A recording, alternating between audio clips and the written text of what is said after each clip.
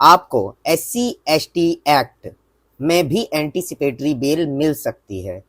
नमस्कार दोस्तों, अभी हाल में ही सुप्रीम कोर्ट ने एक न्यू जजमेंट या गाइडलाइंस पास की है, जिसमें SC/ST एक्ट के तहत भी आपको सेक्शन 482 के तहत एंटीसिपेटरी बेल मिल सकती है। पहले हम ये जानते हैं एंटीसिपेटरी बेल होती क्या है। एंटीसिपेटरी बेल एक ऐसी बेल होती है जिसमें कि यदि अक्यूज्ड को ये डर होता है कि उसकी गिरफ्तारी पुलिस कर सकती है, तो वो गिरफ्तार होने से पहले ही कोर्ट में बेल के लिए एप्लीकेशन दे सकता है और एंटीसिपेटरी बेल ले सकता है।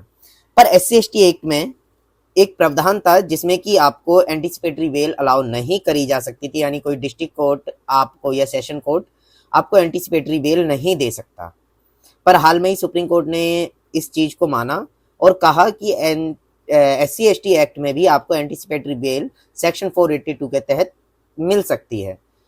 उसमें आप जो सुप्रीम कोर्ट ने कहा है उसमें ये चीज मेंशन करी है कि अगर एफआईआर में फर्स्ट प्राइमा फेसी यानी प्रथम दृष्टया में ये लगता है कि एफआईआर में कुछ कमियां हैं या फिर एफआईआर किसी ईर्ष्या या उसमें कराई गई है या झूठी एफआईआर है, तो कोर्ट आपको एंटीसिपेटरी बेल दे सकता है। एंटीसिपेटरी बेल मिलने के बाद उस केस को कंटिन्यू करा जाएगा और उसका ट्रायल करा जा सकता है। अर्थात अब SC/ST एक्ट, जो ऐसा कानून जिसमें आपको एंटीसिपेटरी बेल या बेल का प्रावधान नहीं था, उसमें भी सेक्शन 482 के तहत आप एंटीसिपेटरी बेल ले सकते हैं।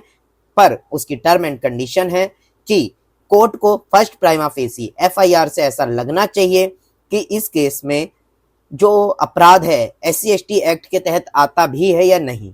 इस चीज को ध्यान में रखते हुए कोर्ट आपको एंटीसिपेटरी बेल दे सकती है।